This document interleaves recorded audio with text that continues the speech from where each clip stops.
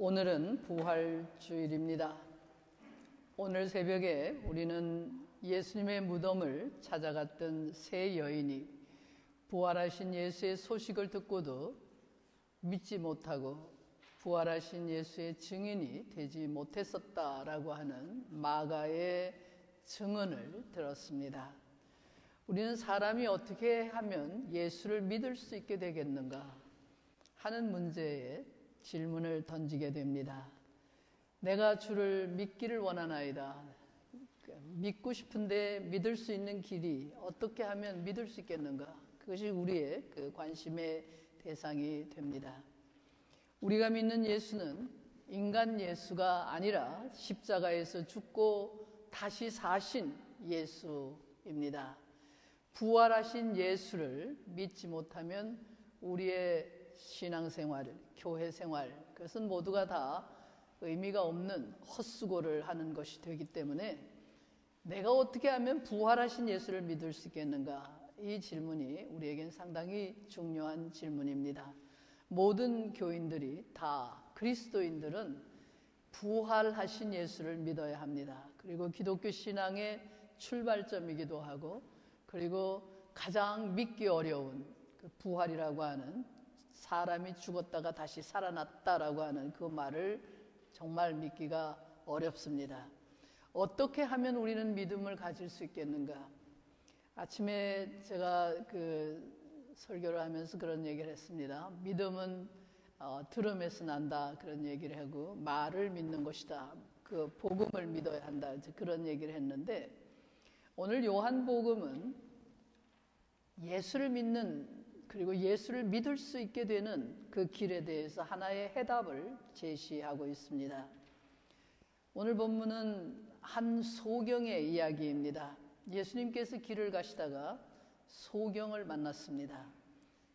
맹인이라는 말과 소경이라는 말이 뭐가 다른지 모르겠습니다. 왜 성경을 번역하면서 다시 맹인이라고 해놨는지 모르겠는데, 소경이라는 말이 더 우리에게 익숙해 있죠, 사실.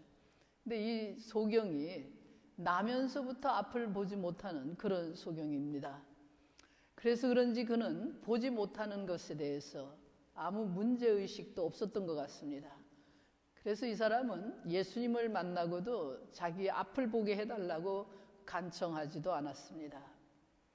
다만 이 사람을 놓고 주변에 있는 사람들이 논쟁을 벌이기 시작을 했습니다. 특히 예수님의 제자들 사이에서 논쟁이 벌어졌는데, 이 사람이 소경으로 태어난 것이 누구의 죄 때문인가 하는 문제를 질문하기 시작합니다. 사람을 보면서 이 사람이 이렇게 된 것은 누구의 죄 때문인가? 이 사람이 이렇게 소경으로 태어날 때부터 앞을 보지 못하는 것은 누구의 죄 때문이냐? 이런 식으로 예수님의 제자들 사이에서도 논쟁이 벌어졌습니다. 여러분은 어떻게 생각하세요? 여러분은 이 소경으로 난 사람이 자기 자신의 죄 때문인지 아니면 자기 부모의 죄 때문인지 어느 쪽이라고 생각하세요?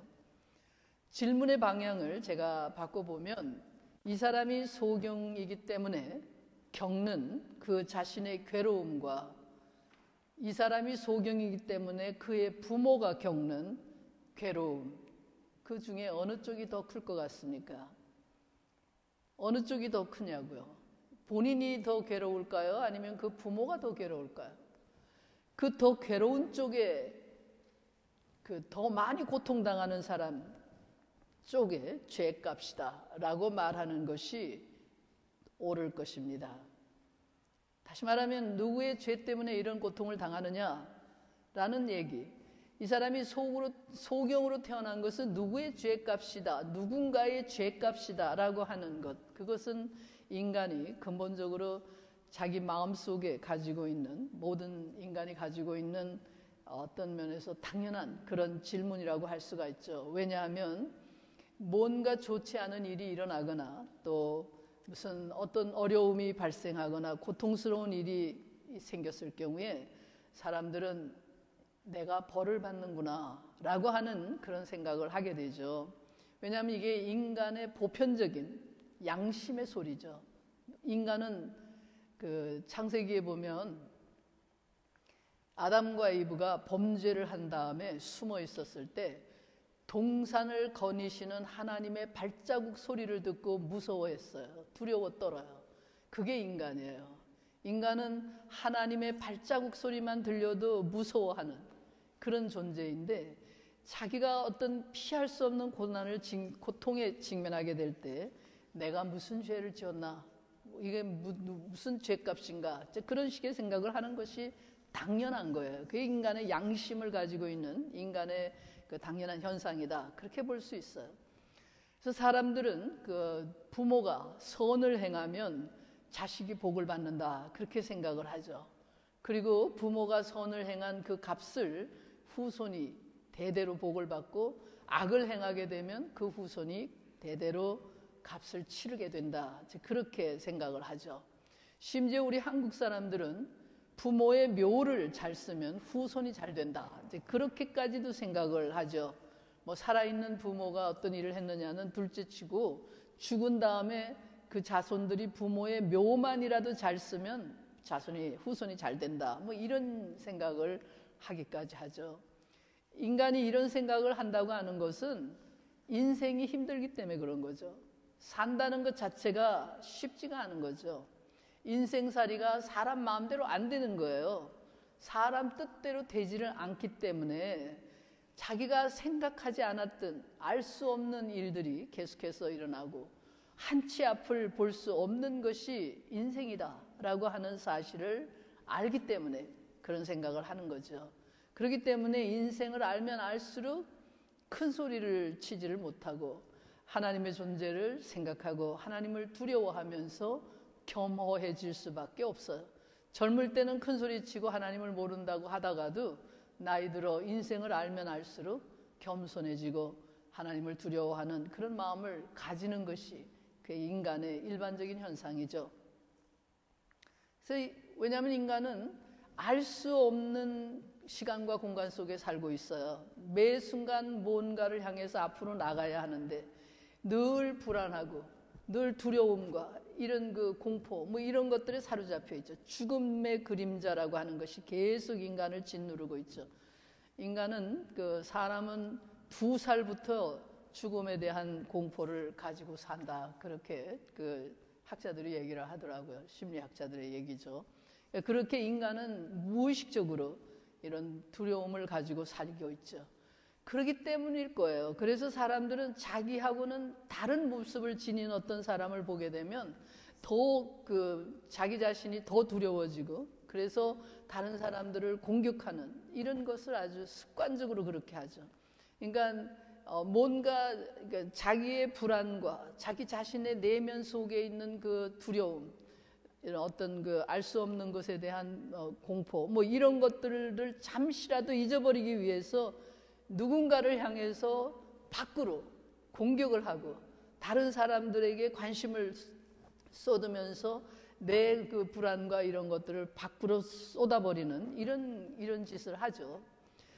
그래서 누군가 희생양을 만들어 가지고 돌을 던지고, 그리고서는 비난을 퍼붓고, 그리고 그 사람들을 공격함으로써 내 자신의 두려움과 불안, 삶이 가져다주는 이런 공포, 이런 것들을 잠시라도 잊어버리려고 하는, 그리고 자기 자신의 죄책감에서부터 벗어나려고 하는 그런 속성을 가지고 있죠. 아마도 그렇기 때문에 우리 한국 사회가, 대한민국에서 또 뭐 북한은 제가 모르겠습니다만 한국 사회의 여러 가지 현상들을 보면 아주 잔인할 정도로 사람들을 희생양으로 삼아서 공격하는 그런 모습을 우리가 볼 수 있어요. 왜냐하면 미국보다 훨씬 더 심한 것은, 미국 같은 이런 나라, 우리가 지금 살고 있는 미국은 여유가 있죠. 그래도 물론 기독교적인 뭐 이런 전통 때문에 그런 것도 있지만, 우리는, 이 나라는 그래도 그렇게 불안하게 만들지를 않죠. 사람들을 쫓기는 그런 게 아니고 공포 뭐 이런 것들이 늘 도사리고 있지를 않는데, 한국은 항상 그런 게 도사리고 있죠. 언제 뭐 전쟁이 터질지 모른다든가, 뭐 언제 뭐 경제가 어떻게 될지 모른다, 언제 뭐가 어떻게 될지 모른다, 이런 아주 그 불안한 상태에 있기 때문에 사람들이 신경이 날카로워져 있으면서 자기 자신의 그 불안과 공포와 이런, 그리고 이게 누구의 죄 때문이냐 뭐 이렇게 물으면 아마 모두가 다 사실은 결국은 들어가면 자기 자신의 죄 때문이죠. 근데 그렇게 얘기하기에는 너무 괴롭고, 그러니까 그 모든 그 관심의 대상을 다른 사람에게 돌려서 누군가를 공격하고 누군가를 희생양으로 만들어서 손에 돌을 들어 던지고, 그래서 내 죄책감을 떨쳐버리고 불안과 공포를 잊어버리는, 그래서 굉장히 잔인한 사회를 만들어가는 그런 상황을 우리가 생각해 볼 수가 있어요. 인간은 그런 존재예요. 근데 이 오늘 본문에 등장하는 이 소경은, 이 사람은 아주 좋은 그 타겟이 되는 거죠. 희생 제물이 될 수 있는 사람이에요. 왜냐하면 이 사람은 태어나면서부터 소경이었으니까 이 사람은 뭐 변명의 여지가 없어요. 이 비난을 받아도 당연하고 사람들이 비웃어도 할 말이 없죠.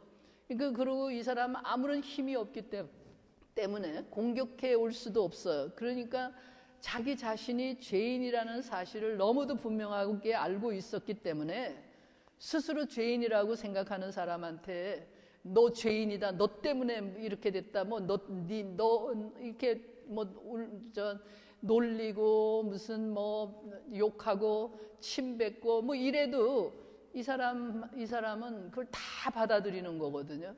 그러니까 모든 사람들이 이제 이 사람을 향해서 그렇게 그 조소를 하고 비난을 퍼붓고 이제 이런 일을 하고 있었어요. 그러니까 사람들의 그 뭐 놀림거리가 되는 거, 그리고 학대의 대상이 되는 거, 이런 것들이 이 소경에게는 너무도 당연한 일이었어요. 하나도 어색하지도 않고 거기에 아주 익숙해 있죠. 다시 말하면 이 사람의 인생은 비참한 거죠. 사람들에게 짓밟히면서도 찍소리를 못하는, 한마디 말도 할 수 없는 그런 비참하고 불쌍한 그런 존재예요. 우리는 다른 말로 바꿔서 이 사람은 죽은 것만도 못하다, 이렇게 얘기하죠. 죽은 송장보다 못한 그런 대접을 받는 사람이었어요. 이 사람이 살아있다고 하는 것 자체, 존재 그 자체는 자기 자신에게 뿐만 아니라 자기 부모에게도 고통의 대상이고 근심, 걱정의 대상일 뿐이에요. 고통과 근심의 대상이다. 이 사람은 결코 자랑스러운 존재일 수가 없는 그런 사람이었어요. 그 사람들은 이 사람을 그렇게 대접을 하는 거예요. 시체보다도 못한 존재로. 그러나 예수님은 달랐어요. 예수님의 입장은 전혀 달랐어요. 예수님은 이 사람이 누구의 죄 때문에 이런 그 비참한 상태로 살고 있느냐, 그렇게 태어났느냐, 이렇게 묻질 않았어요. 예수님은 이 사람이 소경으로 태어난 것은 누구의 죄 때문이 아니라, 이 사람의 죄나 부모의 죄 때문이 아니라 이 사람에게서 하나님이 하시는 일을 나타내고자 하기 때문이다. 하나님이 이 사람을 통해서 하나님의 기적을, 하나님의 능력을 나타내려고 하셔서 이 사람이 소경으로 있는 것이다, 그런 얘기예요. 예수님 앞에 서 있는 이 소경은 하나님의 영광을 드러내기 위한 하나의 방편, 하나의 그 순간의 도구로서 써 있는 것이다. 그리고서는 예수님이 이 사람의 눈을 고쳐주셨어요. 소경의 눈을 뜨게 하셨어요. 소경의 눈을 뜨게 하신 것은 결국 창조주 하나님의 능력을 나타내 보이신 거예요. 사람이 나면서부터 소경으로 태어난 사람을 도저히 고칠 수가 없었어요. 뭐 요즘은 모르겠어요. 과학이 발달해서 인간이 거의 신의 경지에 가 있는 것 같아요. 요즘은 얼마 전에 보이즈 1호가 무슨 우주를 날아가다가 무슨 배터리인지 뭔지 모르겠는데 하여튼 내부에 무슨 기계가 이렇게 그 작동을 거의 수명을 다 해가지고 멈춰 있는 거를 이 나사에서 그거를 이렇게 고쳐가지고 다시 움직이게 해가지고 3년을 더 날아가는데 그게 엄청 어딘지 모르겠어요. 은하계에 어디 가 있는 것 같아요. 태양계를 벗어난 지는 오래됐고 끝없이 달려가는 거야. 결국은 하나의 별을 인간이 만들어가지고 우주에 이제 보낸 거거든요. 그걸 보면서 제가 인간이 과연 거의 신의 경지에 가 있구나. 그래서 현대인들이 교만할 만하구나. 잘났다고 떠들 만하다. 이런 일을 하고 있으니 얼마나 아무나 할 수 있는 일이 아니거든요. 그러니까 아마 나면서부터 소경이었던 사람의 눈도 요즘 의학으로는 고칠 수 있을는지 모르겠어요. 그러나 옛날에 예수님 당시에 그것은 불가능한 일이었죠. 그러니까 인간이 못하는 일을 하나님의 능력으로 고쳐내셨다, 그런 얘기예요. 사람이 못하는 일을, 지금도 사람이 못하는 일은 많아요.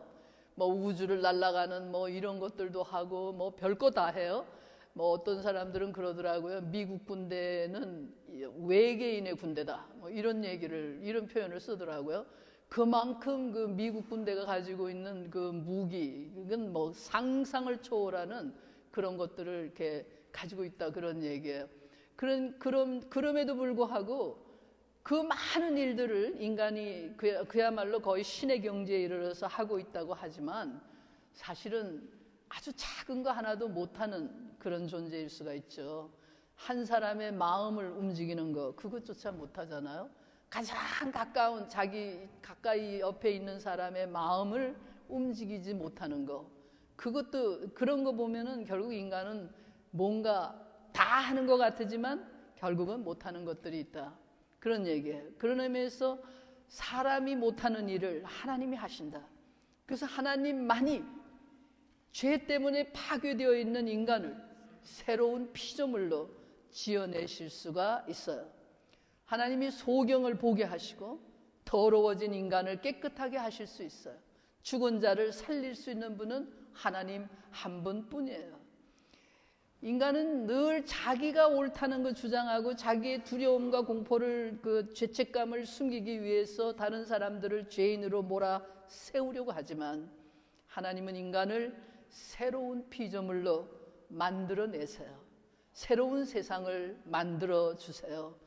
캄캄한 암흑 속에서 죄인으로 살아가던 이 사람이 용서함을 받고 밝은 빛의 세계에서 살아가는 새로운 인간이 되게 만드셨어요. 하나님이 인간을 새로운 피조물이 되게 만드시는 방법이 있는데 그것이 무엇인가? 하나님은 인간을 용서라고 하는 방법을 통해서 용서하심으로 인간을 새로운 존재가 되게 하세요. 하나님이 우리 인간을 용서하시는 것은 하나님이 우리를 사랑하기 때문이에요. 사랑하지 않으면 용서할 수 없어요. 용서는 사랑하기 때문에 가능한 거예요. 용서는 다른 사람을 죽이는 대신에 내가 죽는 것과 같은 그런 아픔을 견뎌야 하는 거예요. 사랑하는 자만이 용서해요. 그래서 부모가 자식을 용서하는 것은 자식을 사랑하기 때문에 용서하는 거예요. 아내가 남편이 서로를 용서할 수 있는 것은 사랑하기 때문에만 가능하다, 그런 얘기예요. 하나님이 인간을 용서하시는 것은 하나님이 인간을 사랑하기 때문이에요. 사랑하지 않으면 도저히 용서할 수 없다는 거 우리가 기억할 필요가 있죠. 이런 하나님을 우리에게 보여주신 분이 바로 예수 그리스도예요. 예수님이 계신 곳에는 항상 하나님이 함께 계셨어요.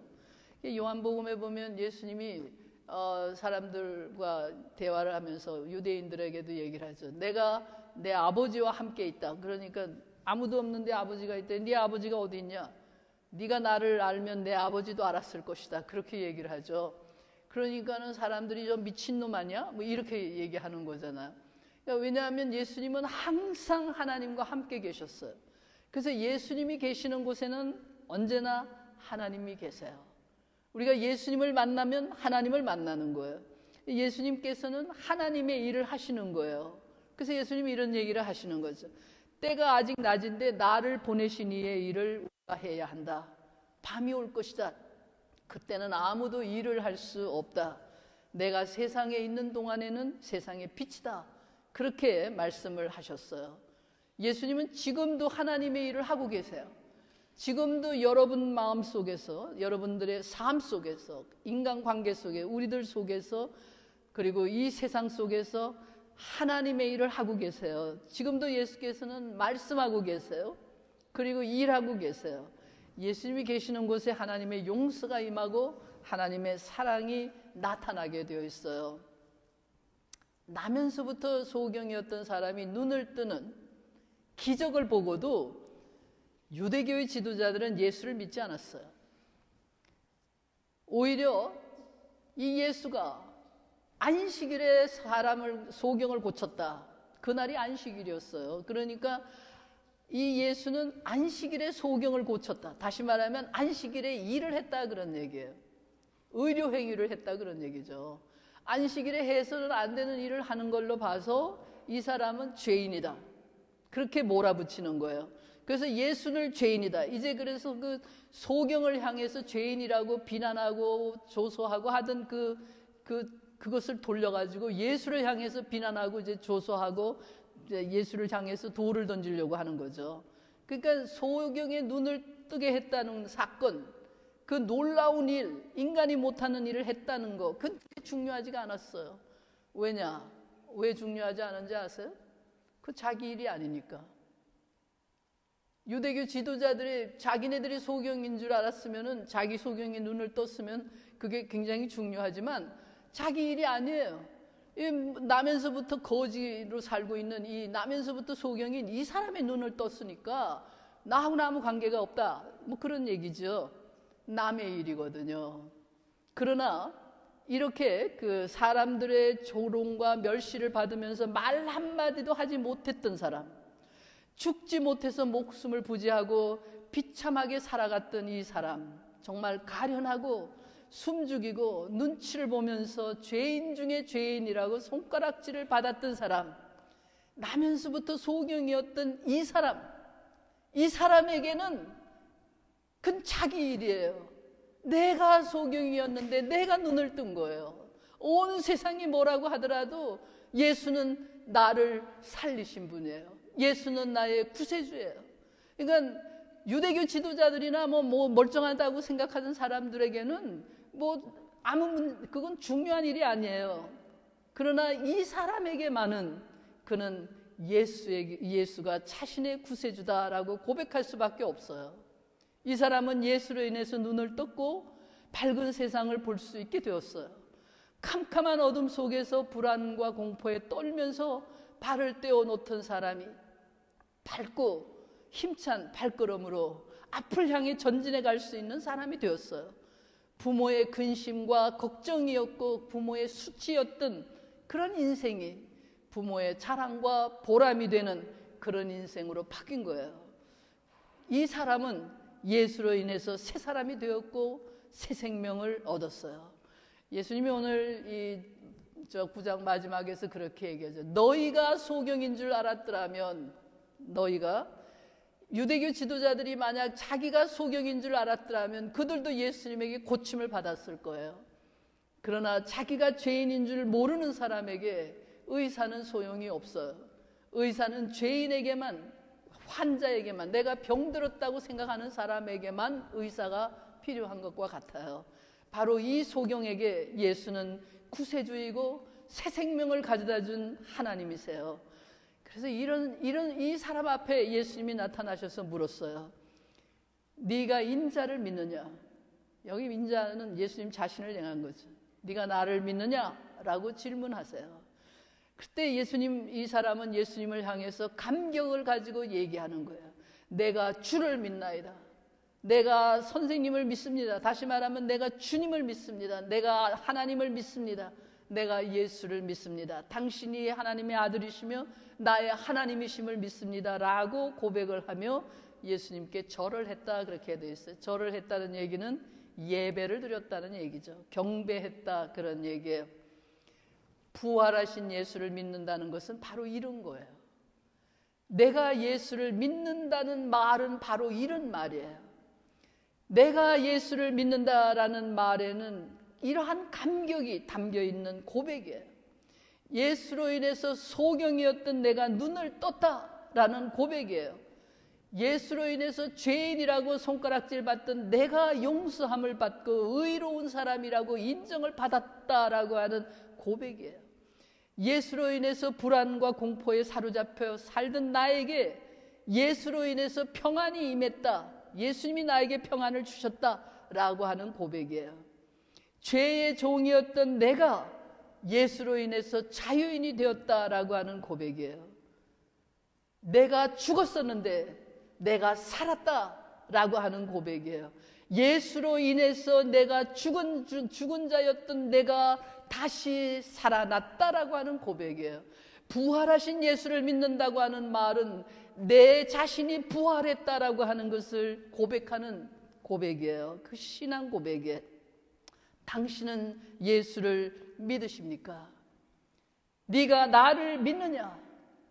지금도 우리를 향해서 주님이 질문하고 계세요. 네가 나를 믿느냐? 여러분은 예수를 믿으세요? 나는 예수를 믿는가? 나는 주님을 믿습니다. 내 주님, 내가 주를 믿습니다. 나는 예수를 믿는다. 나는 예수 믿는 사람이에요. 나는 예수를 믿어요. 나는 죽었다가 살아났어요. 내가 소경이었는데 내가 고침을 받아서 눈을 떴어요. 나는 죄인이었는데 내가 용서를 받았어요 라고 고백하는 거예요. 이런 고백이 나는 주님을 내가 믿습니다라고 하는 고백이에요. 이 고백이 여러분과 저에게 있기를 원합니다.